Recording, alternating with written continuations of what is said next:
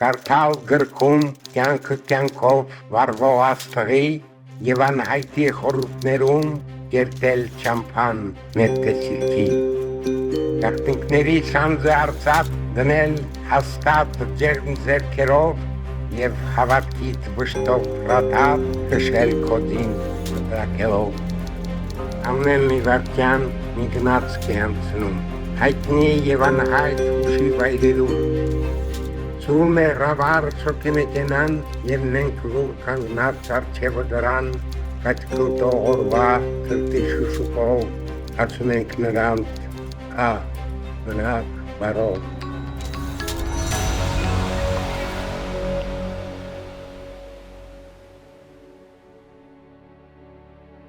Նորից մի ելք է մնում՝ հեռանալ Հայաստանից։ Նրան օգնում են հին բարեկամները և ամենից առաջ Խորհրդային Հայաստան թերթի խմբագիր Եղիա Չուբարը։ Չուբարը ձևակերպում է ստեղծագործական գործում, Կոստան Զարյանը պետք է մեկնի Եվրոպա և այնտեղից հոդվածներ, գրություններ ուղարկի թերթին, որոնց մեջ ցույց տա կապիտալիզմի մերժելի էությունը և խոսի սոցիալիզմի առավելությունների մասին։ Սա փրկարարողակ էր։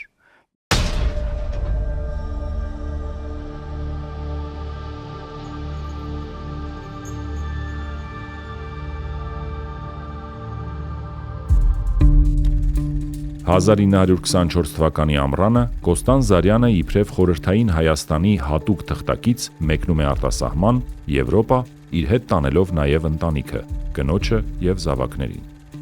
Հեռանում է Հայաստանից ստույգ փրկվելով ֆիզիկական դատաստանից։ Հետաքրքրական է, պահպանվել է գրությունը։ Վահան Թոթովենցը գալիս է իրեն այցելության, տանը չի, գրություն է թողնում։ Ասում է Կոստան, ես գիտեմ, որ դու գնում ես և այլևս չես գալու։ Երկու բան եմ խնդրում։ Նախ մեր մասին ինչ կարդաս, ինչ լսես չհավատաս։ Երկրորդը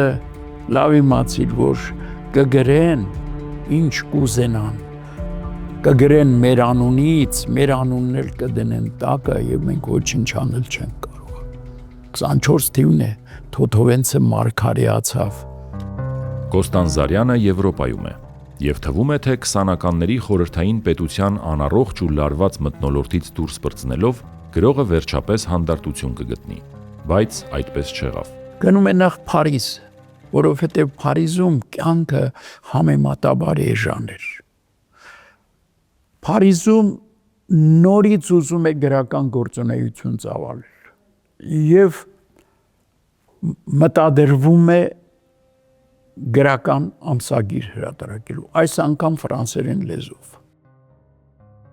Բաբելոնի աշտարակը Կոստան Զարյանի հիմնած արվեստի և գրականության ֆրանսերեն հանդեսն էր, որի միակ համարը լույս է տեսել Փարիզում 1925 թվականի նոյեմբերին։ Այն ստեղծվել էր որպես տարբեր ժողովուրդների, մշակույթների ու գաղափարների միավորող հարթակ։ Հանդեսի անվանումը խորհրդանշում էր լեզուների և մշակույթների բազմազանությունը։ Նրա էջերում հանդիպում էին ժամանակի հեղինակավոր անուններ՝ ֆրանսիացի նշանավոր բանաստեղծ Սեն-Պոլ Ռուն, գրող և արվեստի քննադատ Անդրե Սալմոնը, Արշակ Չոպանյանը, Անահիտ գրական հանդեսի հիմնադիրն ու խմբագիրը, արվեստի խոշոր դեմքեր՝ Պաբլո Պիկասոն, Ֆերնան Լեժեն և շատ ուրիշներ։ Գրականության, փիլիսոփայության և կերպարվեստի համադրությամբ հանդեսը ձգտում էր ձևավորել նոր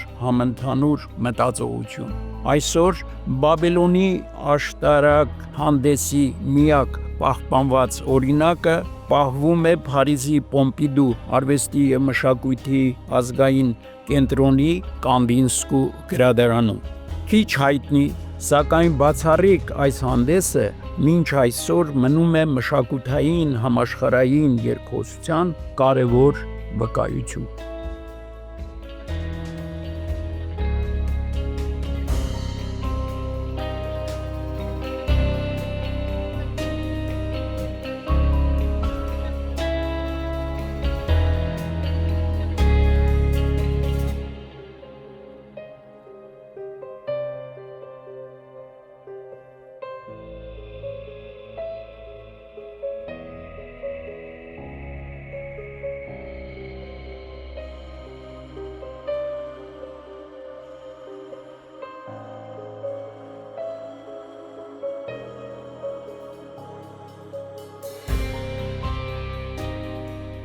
Դժբախտաբար երկրորդ համարը լույս չի տեսնում։ Հայաստանից հեռանալուց ի վեր բանաստեղծն ապրում է հոգեկան վտարանդիության ծանր դրամա։ Եթե գրողը չի ապրում եւ ստեղծագործում իր մայրենի լեզվի միջավայրում, ուրեմն նա իր տանը չի ապրում։ Նա հոգեպես տարագիր է եւ երիցս աքսորյալ։ Ինձ պատմում էր իր շփումներից Իտալիայում ունեցած, Ֆրանսիայում ունեցած անուններ էր տալիս մեծագույն երաժիշտների, մեծագույն պոետների, որոնց հետ մտերիմ է եղել։ Եվ սրանք այսօր համաշխարհային մեծ անուններ են։ Խոսում էր Պուչինիից, իր Պուչինի հետ ունեցած հարաբերություններից, խոսում էր Դեբյուսիից, նաև հայտնի է, որ Ռեսպիկին է իր La Primavera այդ պոեմի հիման վրա երաժշտություն գրել, եւ դա հիմա հաճախ հնչող գործ է Եվրոպայում միջազգային երաժշտական իրականության մեջ, մեզանում դեռ չի հնչել։ Լենինի հարյուրամյակներն է։ Կոստանձարյանի մոտ Ռուսաստանից, Մոսկվայից, տարբեր քաղաքներից լրագրողներ էին գալիս։ Պարզվեց, որ ակադեմիական հատորներից մեկի մեջ հիշատակվում է Կոստանձարյանը։ Եղել է այդ հարաբերությունը Լենինի հետ, երբ որ Լենինը ֆինանսապես շատ վատ վիճակում է եղել եւ ինքը օգնել է Լենինին։ Գիտեք, այսպիսի առեղծվածային երևույթներ կային, կապեր կային իր կյանքում, երբեք մտքովս չէր անցել։ Մի օր Փարիզում խորհրդային դեսպանության 3 աշխատակից Կոստանձարյանին հրավիրում են ավտոմեքենայով զբոսանքի եւ տանում են դեպի Բուլոնյան անտառի խորքերը։ Դեսպանատան աշխատակիցները մեքենայում իրար հետ խոսում են ռուսերեն, քննարկելով իրենց առաջիկա անելիքը, չիմանալով, որ Կոստանձարյանը շատ լավ հասկանում եւ փայլուն խոսում է ռուսերեն։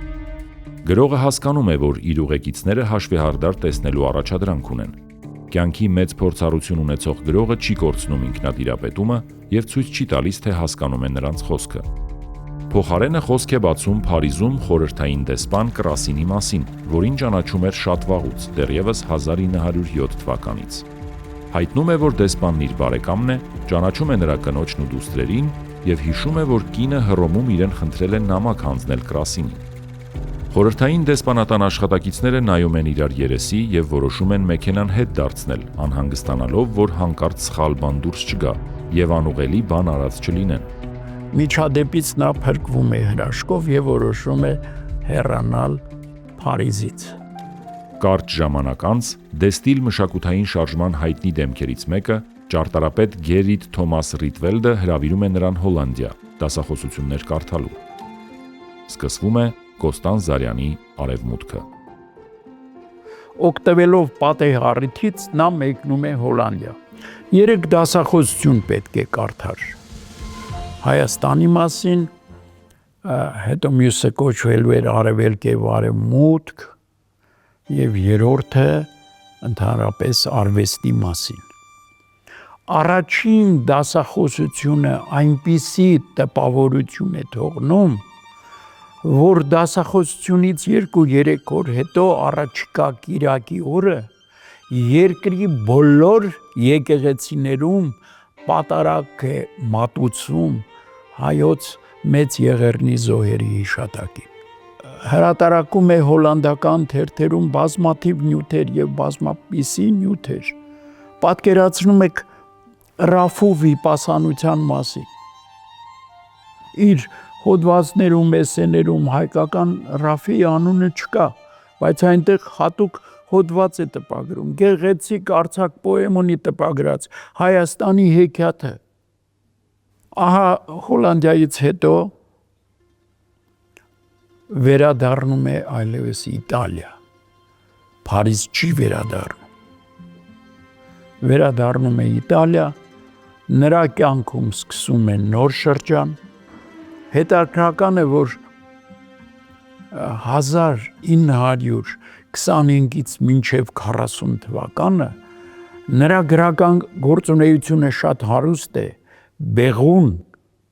արդյունավոր, արդյունավետ եւ ոչ միայն գեղարվեստական գրականությունն է հարուստ ծավալով եւ նյութով, այլև իր էսեիստիկան։ Գրում է բազմաթիվ եւ բազմապիսի հոդվածներ, որոնք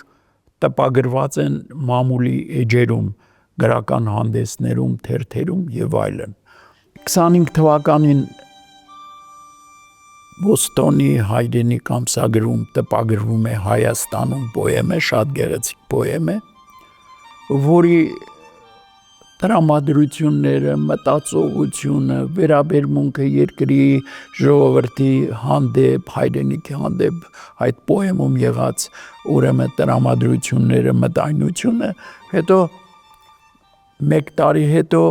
ավելի խոր, ավելի ընդարձակ ձևով կդրսևորվեն անցորդը եւ իր ճամփան վեպում։ Հայաստանում պոեմը մի տեսակ ամփոփում եւ ամբողջացնում է Կոստան Զարյանի շուրջ 2 տասնամյակի պոեզիան։ Եվրոպայում թվում է նա իրեն ավելի մոտ էր զգում Հայաստանին։ Պոեմի 3-րդ մասը բանաստեղծը սկսում է Ֆլորենցիայում եւ ավարտում է Ամերիկայում։ Իր եւ Հայաստանի հարաբերության խնդիրը վճռվում է մեկընդմիշտ եւ ընդգծվում պոեմի խորագրով Հայաստանում։ Ուր էլ որ լինի բանաստեղծը եւ ինչ էլ որ պատահի, նա մնում է իր հեռավոր հայրենիքում, Հայաստանում։ Ես կամ կմնամ։